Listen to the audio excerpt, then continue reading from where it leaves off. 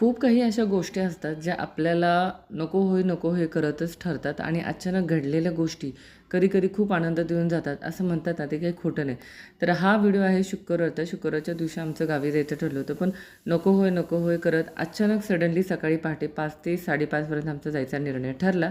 आणि मग आम्ही सकाळी पहाटे 6:30 वाजता आम्ही घरातनं निघालो. घरातनं आम्ही 6 वाजता निघाल्यावर आमच्या मळ्यामध्ये आम्ही पोचलो 12:30-1पर्यंत. दुपारी गेल्यानंतर मग आईनं मळ्यातनं घेतलं, घरी गेलो.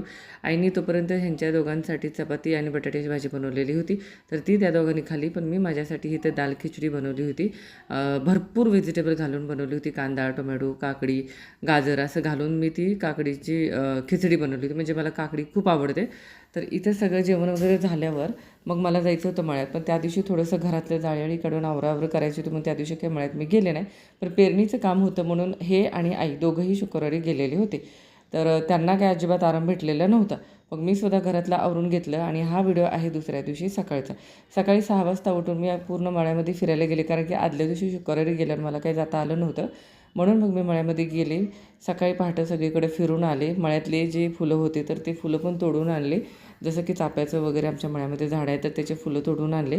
दुपारी थोडंसं आम्हाला परत छटणीचं काम होतं, म्हणजे शनिवारचा हा व्हिडिओ आहे.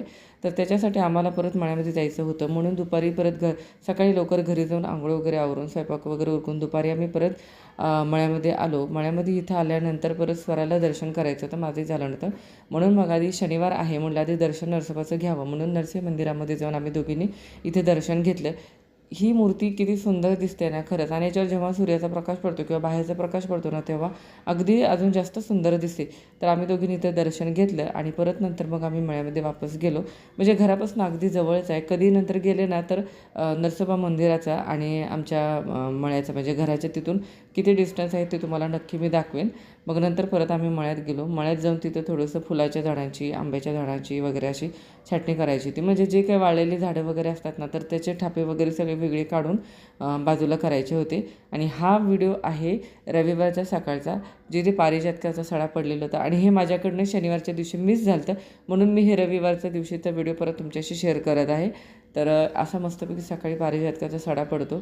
आणि हे आदल्या दिवशी स्वराने शनिवारी स्वच्छ आम्ही घरी जेव्हा गेलो ना, तेव्हा आमच्या इथे संध्याकाळी पाणी आलेलं होतं. तर ते पाण्याने सगळं अंगण स्वच्छ धुतलं होतं आणि मग सकाळी हा अंगणामध्ये पडलेला सडा खूप छान वाटत होता. परत हे नंतर दुसऱ्या दिवशी सोमवारी सकाळी आम्ही मळ्यामध्ये अजून एकदा गेलो होतो, कारण की खूप सगळी झाडं आहेत ना, तर सगळ्या झाडांची छाटणी करून वगैरे ही करायला. आणि आंब्याचं झाड पण लावायचं होतं ना, आईने आमच्या आंब्याचं झाड घेतलं, तेच लावायचं होतं. ते नंतर व्हिडिओमध्ये दाखवते. थँक्यू.